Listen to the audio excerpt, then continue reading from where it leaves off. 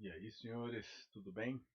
Bora lá então, partiu. Vamos finalizar aqui a industrialização do Brasil, né?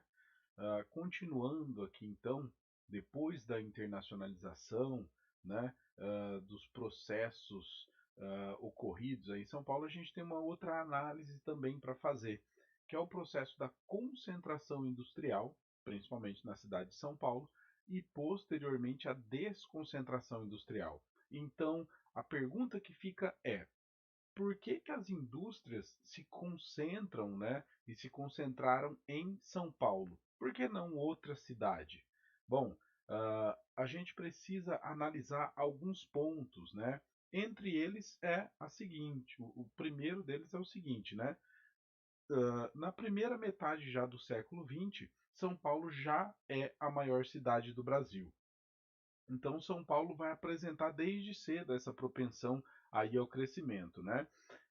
Uma outra questão que é muito interessante, muito notável, é que os grandes investidores do Brasil vão estar em São Paulo, né? A maior concentração de renda no período inicial aí, né? O início do século XX, vai ser exatamente a produção cafeicultora, né? O cafeeira. E os grandes produtores de café estavam em São Paulo. Essa aí é a Avenida Paulista, né? Você pode ver que só tem mansão, só tem casão. Logicamente que faz bastante tempo isso, né?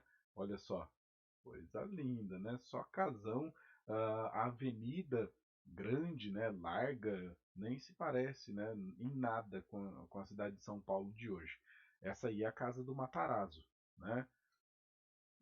Então, logicamente que esses grandes proprietários aí, né, foram para São Paulo. E por quê? Porque São Paulo tinha um clima europeu, né? Era mais fresco que o restante do estado de São Paulo, era uma cidade bem localizada, então virou moda entre os grandes cafeicultores, né, morar em São Paulo.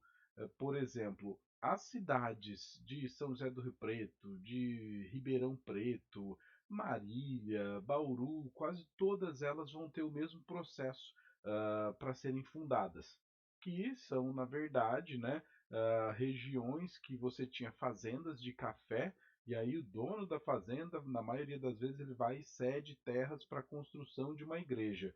E aí, ao redor da igreja, acaba surgindo essas cidades, né? Então, esse processo é bastante comum. Uma coisa que é notável, os fundadores de Marília, por exemplo, não viviam exatamente em Marília, eles tinham propriedades aqui, mas o cara planta café, então ele não precisa necessariamente ficar na fazenda. E daí, logicamente, que esses cafeicultores eles moravam em São Paulo. Por quê? Porque era moda, porque era legal. É a mesma coisa de para Campos do Jordão. Por que você vai para Campos do Jordão? Ah, porque é frio, porque então, era tipo isso, né? Como se fosse a mesma atração, assim, São Paulo na época, né? E a gente vai ter, principalmente dentro de todo esse contexto, uma reviravolta no mínimo notável, no mínimo interessante, né? Essa imagem aí é colocando fogo no café, o período pós-crise de 29, até na crise de 29, né, é bastante marcado devido a isso. É a primeira política protecionista que o Brasil vai desenvolver de modo assim pesado mesmo para um determinado produto. E essa aí é do café, né? Então vão pôr fogo em café, vão jogar café no mar, vão fazer de um tudo. E simplesmente a gente acaba tendo esse desgaste do ciclo do café e muitos cafeicultores vão acabar se transformando em industriais. Essa transformação, ela vai ocorrer de um modo um pouquinho diferente, porque a fazenda de café não faz diferença se o dono está perto dela ou não, o café vai florescer, vai produzir, né, indiferente quanto a esse fato. Agora, quando o cara tem uma fábrica, se ele está perto da fábrica, se ele acompanha o dia a dia dela, né, é outra coisa, é outra questão. Então, a maioria desses cafeicultores optaram por se transformar em industriais e principalmente construir e criar suas indústrias na cidade de São Paulo. Alguns fatos são também bastante interessantes, tais como a cidade de São Paulo possuía uma conexão muito rápida com Santos para a época, então quase inacreditável, né? E a gente tem a presença dessa ferrovia que vai viabilizar uma série de questões. Tipo assim, ó, São Paulo vai possuir uma grande mão de obra, porque já era a cidade maior, né? São Paulo também tem mais esse atrativo, essa conexão com o Porto de Santos. Você bem pode ver que as ferrovias, digamos assim, ó, todas do estado de São Paulo levam para a cidade de São Paulo no final das contas, né? E o Porto de Santos vai ser um ponto muito interessante porque tanto você pode comprar coisas do exterior, como você pode vendê-las também, e além de tudo você tem as ferrovias sendo espalhadas para todo o restante do estado de São Paulo. Beleza. Então, logicamente, vai ser um local muito, muito interessante, né? A cidade de São Paulo. E daí você tem imagens como essas que eu acho no mínimo assim engraçada até. Por quê? Meu, dá um manjo nesse senhor que tá aí, ó. Mãozinha aqui, ó, né? Meu, mais italiano, espanhol, né? Que isso aí é impossível, meu. Esse cara não nasceu no Brasil de jeito nenhum, né? E também a gente tem uma outra observação.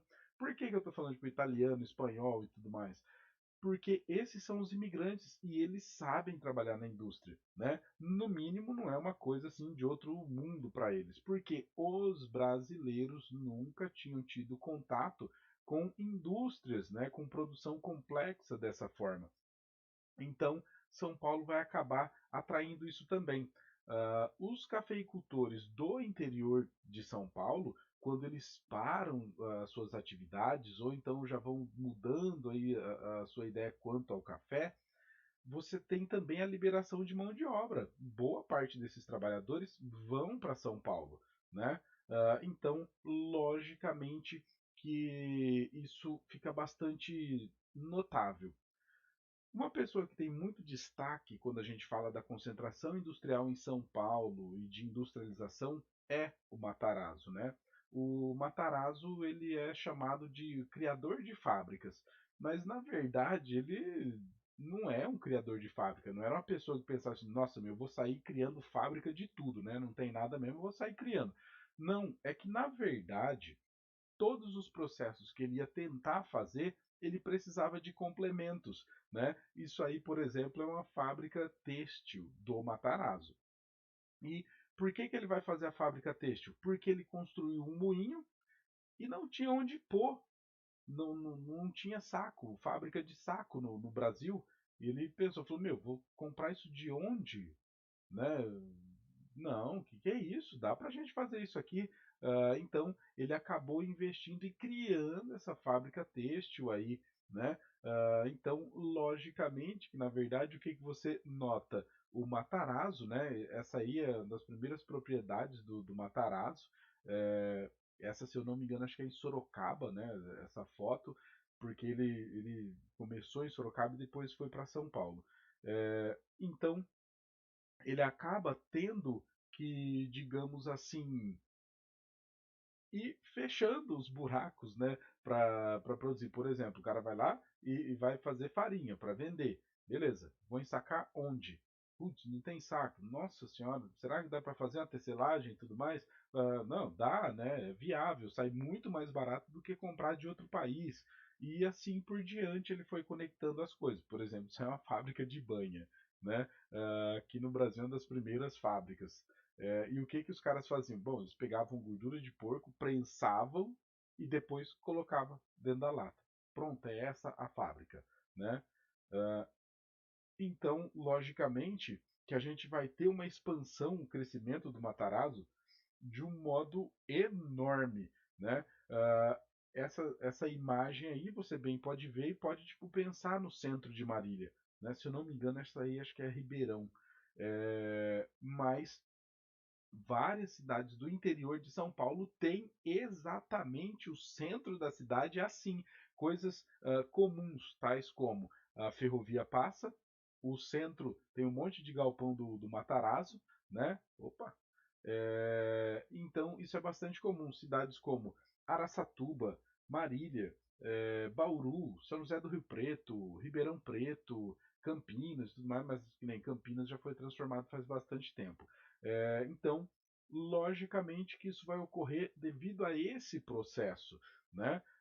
E essa transformação ela é tão notável, que a gente tem essa obra da Tarsila do Amaral que é linda, né? Tipo assim, ela arrebenta demais. Olha só o tamanho da leitura geográfica que ela acaba fazendo. É, tem alguns fatores que você pode tipo assim, imaginar que ela tentou tocar. Por exemplo, parece que ela construiu tipo uma pirâmide com pessoas, né? Tipo assim, se tivesse continuidade aí essa imagem, sei lá, você veria o outro lado. E isso aí é uma demonstração, uma menção ao período que o Brasil está passando. Por quê? Quando você tem o processo de industrialização, a urbanização aumenta e a população também é transformada, né? Uma outra coisa notável, olha aí no fundo, né, as chaminés, a cidade ali, tipo o prédio ali atrás, né? As chaminés são sim as fábricas e os prédios atrás a representação do crescimento da cidade e uma imagem também da população miscigenada do Brasil, né? Uma mistura aí de ex-escravos com pessoas que acabaram meio que fugindo da Europa para não passar fome ou coisas do tipo, né? Então, nossa população bastante diversa. Né? Uma outra imagem que também relaciona-se muito bem com esse crescimento industrial concentrado em São Paulo é essa do Cândido Portinari, que na verdade é uma sequência, né, dos retirantes, ou seja, você pegar a população que está lá passando fome no Nordeste e tudo mais e acabar trazendo para os grandes centros urbanos. Em um primeiro momento, esse processo ele foi até financiado pelo governo, né?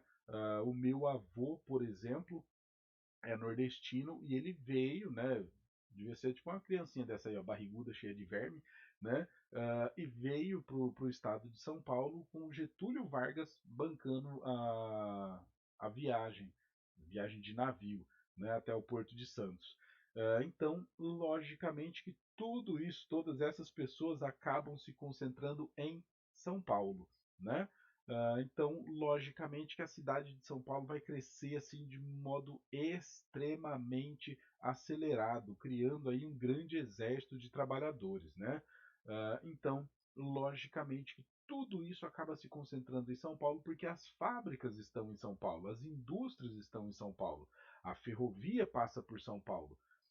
Pegue o exemplo de Marília, né? Acho que é Marília e Dirceu que surgiram juntas. Por que Dirceu é desse tamanico e Marília bem maior? A ferrovia, né?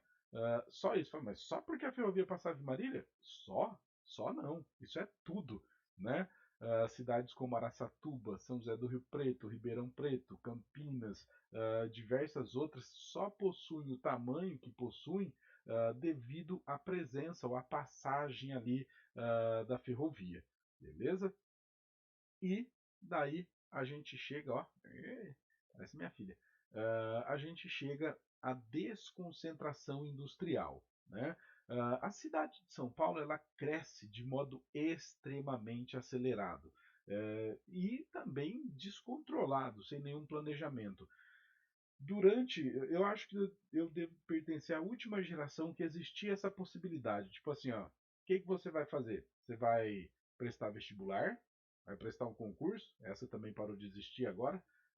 Ou você pode ir para São Paulo trabalhar, né? Então daí você ia para São Paulo, arrumava um emprego em alguma fábrica, alguma empresa, alguma coisa assim, né? E você teria, digamos, uma grande possibilidade de ter uma melhora do seu futuro e tudo mais. Por exemplo, tem um amigo meu que ele começou a trabalhar em uma empresa como office boy. Tipo, ele ia buscar correspondência, fazia só essas coisas. Meu, simplesmente a empresa foi subindo ele de cargo, pagou faculdade para ele e tudo mais. Ele chegou até bem perto da gerência e daí nesse momento ele saiu, foi para outra empresa, né? Então essa possibilidade não existe mais em São Paulo. Por quê? Porque, na verdade, desde a década de 70, São Paulo estagnou. Por quê? Exatamente porque cresceu sem planejamento, né? Você nota isso andando por São Paulo muito fácil. É só você dar uma olhada, tipo assim, nas estruturas de vias, né, nas ruas da cidade de São Paulo, que você nota isso muito fácil. Essa imagem aí, ó, são cortiços, né? O que que vem a ser um cortiço? Meu, um cortiço é isso aí, ó, né? Ah, São casas que foram sendo ampliadas, reconstruídas aí, né, com pouquíssimo planejamento, eram alugadas, ficavam na região mais central. São Paulo ainda possui algumas, né? Temos processos como o do Rio de Janeiro, que acabam até, né, batendo lá no seu final ali na revolta da vacina, mas simplesmente a presença desses cortiços demonstra o quê? Falta de planejamento, né? Falta de estrutura habitacional, porque boa parte dessas casas aí, ó, tinha tipo dois, três banheiros para uma população bastante grande, né? Ou seja, isso demonstra um passado bastante recente e também a falta de planejamento. Outra coisa que demonstra isso é a favelização. Os cortiços, eles são, digamos assim, o primeiro momento da favelização. E depois, quando São Paulo cresce ainda mais, não tem lugar para a população mais carente nem nos cortiços, né? Então eles vão acabar ocupando as periferias. E o que, que é interessante? O que é interessante é que a gente tem processos aí de reconstrução, de remodelamento, né? Atualmente se chama gentrificação, né? Porque deriva da palavra gentleman do inglês. A gentrificação é você, tipo assim, reconstruir áreas. E essa reconstrução, ela na verdade é expulsar o pobre de áreas valorizadas, né? Medidas como, tipo assim, não sei se vocês já perceberam, que na rodoviária não tem mais banco grande, sei lá, porque vai que chega lá, o cara deita, dorme, né? Parques e tudo mais, pode ver, os bancos são todos divididos, né? Para que isso não ocorra. Esse é o processo de gentrificação, é expulsar pobre, né? Pode ver, tipo assim, prédio, tudo quanto é lugar, eles acabam evitando que tenha algum lugar que você possa sentar ali e ficar de boa, né? É exatamente esse o processo. E essa imagem aí é bastante interessante porque é uma favela, né? E porque, ó, tá vendo? O Ibirapuera já abrigou 200 famílias, né? Ou seja, expulsaram todo mundo, logicamente. Aquela outra imagem lá também ocorreu isso, né? Não sei se vocês lembram dela, mas dava para ver o estádio ali no fundo, né? Então, ó, Lagoa sem favela em março, ou seja, tipo, é um anúncio da expulsão. Não, vão acabar com essa favela aqui, já era. Por quê? Porque isso é Rio de Janeiro, né? Ah, a região do entorno começa a se valorizar e aí você inventa alguma desculpa para expulsar, para jogar fora mesmo a favela, né? E daí a gente tem também outras questões. A falta de planejamento para o crescimento da cidade, né, acaba criando outras questões. Tipo assim, ó, que nem isso aí, ó, uma baita da avenida, né, deve ser a Avenida Paulista. Avenida Paulista não dá para ler. Mas você nota então que aí, sem problema, você só tem um grande fluxo de automóveis, né? Mas uma estrutura muito bem feita. Mas acontece que a falta de planejamento, tipo assim, a presença de poucas vias, como avenidas ali, acaba criando esses congestionamentos e eles são antigos, né? Isso aí é a imagem de antes até da década de 70. Ou seja, não é de hoje que a gente tem o costume da falta de planejamento mesmo. Então, logicamente que tudo isso acaba bloqueando a cidade de São Paulo, né? E a gente atinge o conhecido efeito da deseconomia de escala, que acontece o seguinte: quando você tem um grande centro onde todo mundo está presente, é muito interessante você estar lá também, né? Mas acontece que, dependendo da concentração que você tem de pessoas, de indústrias e tudo mais, e até do próprio planejamento urbano, você atinge um nível de custos e tudo mais que passa a não valer a pena. né? Então, logicamente que a cidade de São Paulo é quase como se ela mesma tivesse se sabotado, né? Porque você tem um grande período aí de crescimento sem planejamento, com favelas e tudo mais, o governo não faz nada para alterar essas condições, déficit de alternativas aí para o transporte urbano, né?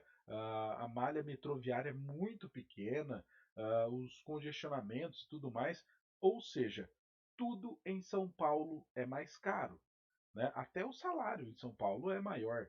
Porque, tipo assim, se você ganhar R$ 4.000 em São Paulo, meu, você tá empatando, você tá ali pra virar o mês negativo, né? Não dá pra você morar numa região boa, né? A pau tem que morar lá nas quebradas. Então, logicamente, que essa falta de planejamento ela vai cobrar o seu preço, né? Eu coloquei aqui uma imagem só para você fazer uma pequena comparação, né? Um padrão de vida que seria, tipo assim, bom, né? Ali do médio para o alto em Marília, né? Para você comparar, tipo assim, duas regiões de São Paulo, né? Não vou nem ficar falando quais regiões são, ou coisa do tipo, fazer caracterização de faixa socioeconômica, né? Mas pense assim, então, ó, uma pessoa com uma casa ali, né, de uns 400 metros quadrados, né, o aluguel sairia então por 13 pau, né, em Barueri e 17 e tanto em Alto de Pinheiros. A escola 3 pau e 800, né? Na região de Barueri, 3 pau e 600, Alto de Pinheiros. Combustível, eu vou falar só o mais caro, tá? O combustível por mês você gastaria ali, ó, quase 1 pau e 400. Minha Nossa Senhora, dois carros andando em São Paulo, né? Uh, Comer pizza fora 3 vezes no mês, né? Tipo duas pizzas, 145. Essa aí até não ficou tão fora do normal, né? Tipo assim, ó, já um rodízio japonês para 4 pessoas, 350 conta. Aí que maravilha, né? Ah, churrascaria para 4 pessoas, 500 conto. Isso aí é uma vez, tá? É uma vez. 500 conto. Serviço doméstico, né? Diarista, 4 vezes no mês, ou seja, uma vez por semana, né? 640 conto. No final das contas, você acaba batendo aí, ó, um custo de R$ 20.000, né? Pode ser 20 ou 24 também, eu não ia conseguir manter nenhum dos dois mesmo. Ou seja, para uma pessoa ter um padrão de vida, digamos, de médio para alto na cidade de São Paulo, não é ali o altíssimo, né? A pessoa tem que ganhar mais de R$ 25.000 por mês, né? Ou seja, para você bater isso aí, sei lá, só Brasília, né? Brasília tem custos assim absurdos, né? Porque são os deputados e tudo mais, né? Eles não precisam trabalhar muito para ganhar dinheiro, ainda roubam um monte, enfim. Então o que vai acontecer, ó? A gente vai ter, na verdade, deixa eu só voltar aqui. A gente vai ter, na verdade, então, como se fosse a subdivisão da cidade de São Paulo. Você acaba tendo então uma saída para o interior, porque quando o cara vai ver o tanto que ele vai pagar de IPTU, o tanto que ele vai precisar de pagar de salário para os trabalhadores, tudo, quanto que custa você contratar uma empresa de segurança e coisas do tipo, ele acaba vendo que é bastante interessante não está em São Paulo, né? E esse processo então vai fazer com que o interior de São Paulo cresça, né? E aí a gente tem no mínimo quatro faixas aí que a cidade de São Paulo, digamos assim, criou ou orientou eixos de industrialização e de crescimento também, né? Então vamos aqui pela ordem, ó. O 1, eixo da Via Presidente Dutra. Esse eixo aqui que vai conectar São Paulo ao Rio de Janeiro, né, tendo aqui São José dos Campos, a gente tem uma atuação de alta tecnologia muito intensa, né? O ITA, o INPE, CPTEC e tudo mais estão aqui nessa região, né? Cachoeira Paulista, tudo aqui nessa região. Então aqui é um dos tecnopolos do Brasil. No 2 é o eixo da via Presidente Castelo Branco, né? Essa via aqui que acaba também orientando, trazendo aqui para a nossa região, né? De Bauru, de Marília, até Presidente Prudente, né? Ele Epitácio aqui, não estou mais em Epitácio. E o número 3 aqui, o sistema Anchieta Imigrantes. Logicamente, a conexão com Santos, né, ainda continua muito importante essa região. O 4, o eixo sistema Bandeirantes, Anhanguera, Washington Luiz, né, que chega aqui e subdivide para Rio Preto e para Ribeirão Preto, principalmente. Então, essas regiões elas vão começar a crescer, né, cidades até como Marília está dentro desse processo, né, Bauru, Presidente Prudente, Araçatuba, São José do Rio Preto, uh, Ribeirão Preto, Campinas, São Carlos, Araraquara, todo o interior do estado de São Paulo vão crescer porque não é mais viável estar na cidade de São Paulo. Então pense o seguinte, se o cara chega para criar, para instalar uma fábrica na cidade de São Paulo e tenta conversar com o prefeito de São Paulo para ganhar alguma coisa, ele não vai ganhar nada. Ele não vai ganhar nada, ele é só mais um, né? Os caras estão querendo é que vá embora. E esse processo ele começa a ser expandido. Deixa eu só voltar aqui, ó, criando o que a gente chama de guerra fiscal ou guerra dos lugares, né? O que vem a ser isso? É aquele leilão para ver quem dá mais para ficar com a indústria. Então, você tem estados, você tem regiões aí que vão então reduzir impostos, vão dar terras, vão dar água, né? Tem um caso muito interessante que é da Renault, abriu em Curitiba, queriam abrir em São Paulo, mas abriu em Curitiba. Meu, deram o terreno para a construção da fábrica, deram isenção fiscal, deram água, ou seja, eles não pagam água, e deram 20 milhões de reais. Isso aí, gente, devia ser 2007 por aí, dólar quase 1 para 1, né? E deram acho que 20 anos para os caras pagarem, sem juro. Ou seja, olha o tamanho da oferta, né? Logicamente que os caras abriram lá, né? Abriram lá sem pestanejar. Outros casos também, em outros estados, ocorre a mesma coisa, né? Aquela coisa. O... Quando a pessoa está com o carro alugado, tipo que nem o carro da Localiza, meu, você não precisa de ter dúvida. É a placa de Minas Gerais, né? Agora com a mudança de placa não vai dar para a gente saber, mas a placa de Minas Gerais. Por quê? Porque o estado de Minas Gerais cobra 3% de IPVA do valor do carro. E o estado de São Paulo, 5%, né? Uh, Quando você tem uma frota de automóveis assim, logicamente, mano, você vai para outro estado. A gente tem casos também de placas do Paraná. Tudo é melhor do que o estado de São Paulo, porque o estado de São Paulo vai cobrar muito mais. Então, a gente vai ter a expansão aqui das indústrias para outras regiões exatamente devido a isso, né? Se você está se perguntando para onde que vai essa seta aqui, ó, essa aqui é para a Zona Franca de Manaus, né? Então, até a Zona Franca de Manaus acaba atraindo indústrias que, num primeiro momento, ficariam no Sudeste, principalmente São Paulo. Você pode ver que o fluxo de São Paulo ó, é imenso, né? Diversas indústrias, então, digamos assim, não conseguem se estabelecer em São Paulo. Cá entre nós, se você tem uma indústria na cidade de Campinas, ela alcança São Paulo muito rápido, muito fácil. Dependendo do dia, alcança mais rápido que a indústria dentro de São Paulo mesmo, né? Que o congestionamento trava tudo. Beleza? Então, senhores, é Wilson aí.